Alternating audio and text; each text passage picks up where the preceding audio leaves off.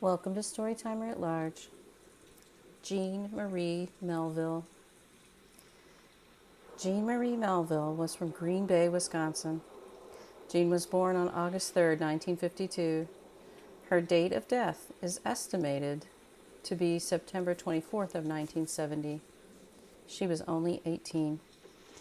How did she end up so far away from Green Bay, Wisconsin, in a cornfield 4 miles southwest of tiny Arcanum, Ohio in 1970?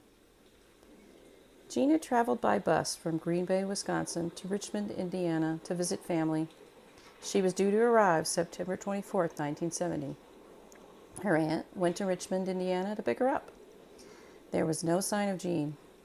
Her aunt assumed that the bus was late and came back later, but Jeanne was not on that bus. Local police at the time told Jeanne's aunt that Jeanne was an adult and could disappear if she wanted to.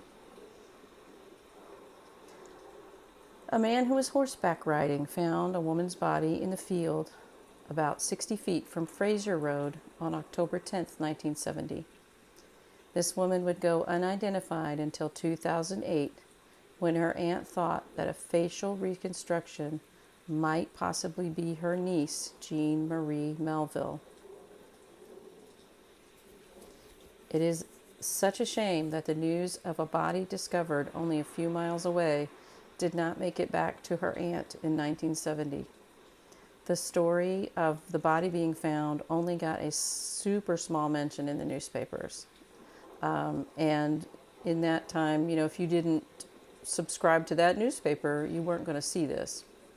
And most television stations, the news wasn't comprehensive. Today we can look up and see just about every little thing that's happened at any given moment. But then if no one covered the story, then you weren't going to see it. The murder here of Jeanne Marie Melville seems related to the October 1970 murder of Arletta Sue Remley of Connorsville, which is very close to Richmond, where Jeanne's bus was due to come in. Arletta Sue Remley was abducted while walking to a shopping center. She was raped, stabbed, and strangled. I'm really wondering, could these two murders be related? Eugene William Gall was free up until December 15, 1970. He had been committing a series of rapes in the Ohio area, and he had even been given the name the Friday Night Rapist because he was so prolific in his crime. He could have easily traveled into Indiana and abducted and killed these women. He committed scores of abductions, rapes, and murders in Dayton, Lima, Cincinnati, and Kentucky. It's my belief. He was incarcerated from December 1970 until 1977 when he was paroled because of the numerous abductions, rapes, and robberies in 1970, specifically in the Lima, Dayton, Ohio area. So he was incarcerated from December 15th, 1970 until April 1977 when he was paroled. After he was paroled, he immediately began abducting, raping, and murdering women and young girls, including Beth Ann Moat and Lisa Jansen.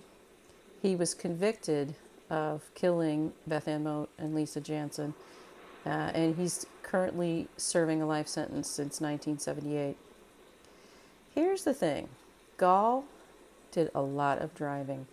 One thing that Eugene William Gall Jr. did was volunteer to drive older people to doctor's appointments. In 1978, he was driving one person to Dayton twice a week.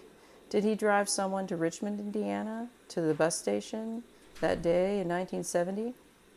Did he take that opportunity to abduct Jeanne Marie Melville? I think he did. If you have information about the murder of Jeanne Marie Melville, you can call 937-222-STOP. That's 937-222-9799. STOP, or 1-800-637-5375. The murder of Jeanne Marie Melville is still unsolved. Rest in peace, Jeanne.